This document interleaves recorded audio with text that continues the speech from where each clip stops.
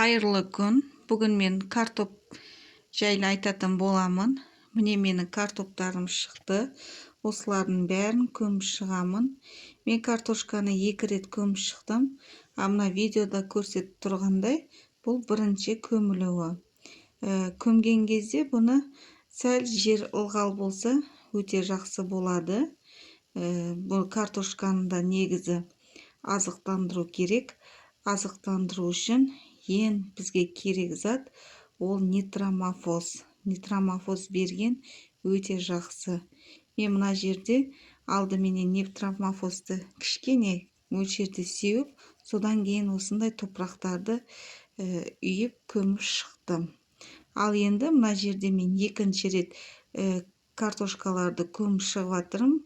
Мына жерде уже картошканың бойы өскен, биік, гүлдемей тұрғанда көміп жүрмін топырақпен. Ал енді бойы өсіп кеткен кезде картошканы топырақпен көмуге болмайды. Өйткені сабақтардың бәрі сынып қалады. Міне көріп тұрғандай жер сәл ылғалдылау. Арам шөптерін жұлып, осындай екінші рет көміп шықтым. Бірақ мен екінші рет нитромофос ештеңке берген жоқпын. Өзі табиғи топырақпен көміп шығып жүрмін. Картошканың бойы өсіп кеткеннен кейін осындай топырақпен көму өте қиын болады. Сол үшін негізінде өсіп кетпей тұрғанда көмілген дұрыс. Топырақты көп берген сайын ертең түйнектеген де жақсы болады.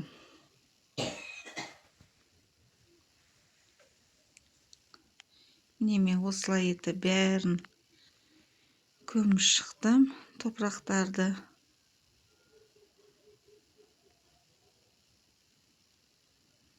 Міне менің топырақтарым барлығы ылғалды жер. Негізінде бұны азанғы салқында немесе кешкі салқында істеген жөн. Түскі уақыттарда емес.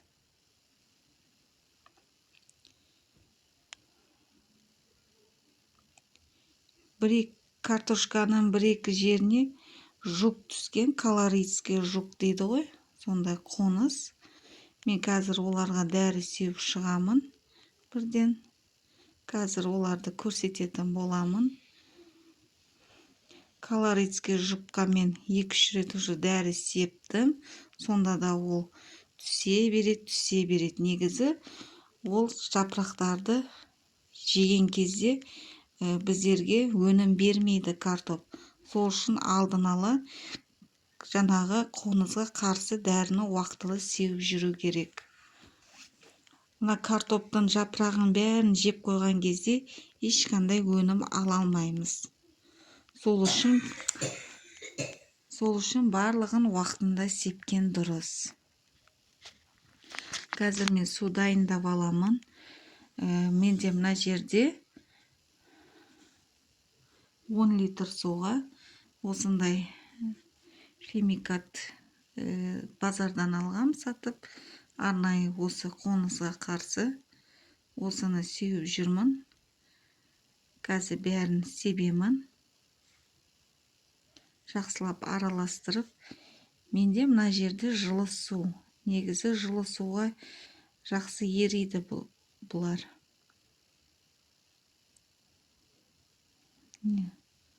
Өсті бәрін сеуіп шықтым.